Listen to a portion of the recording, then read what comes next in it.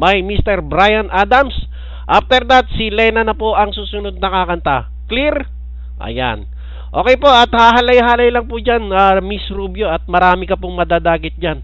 Marami pong mga manyakis na gay dyan, at ayan. Okay, enjoy po. You know it's true.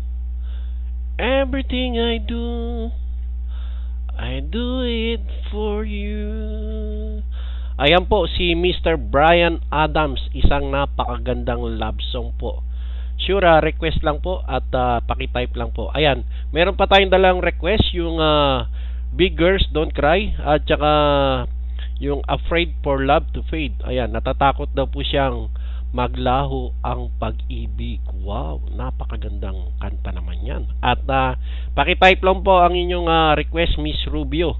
Ayan, the man of the hour today is Mr. Swim. Ayan, at ang sabi po ni Mr. Swim, siya raw po ay nabighani sa ganda ni Isa, pero nung kumanta si Isa, napaurong po ang kanyang nararamdaman. Ayan, parang ganito lang din yan eh. Nangyayari din sa akin yan eh. Maraming kababaihang nabibighani sa aking boses, pero oras na na-view na nila ang aking webcam, umuurong po sila. Sabi po nila, bye. Mga buset. kasi Miss Rubio, mukha po akong tsinelas eh. Natakot po sila eh.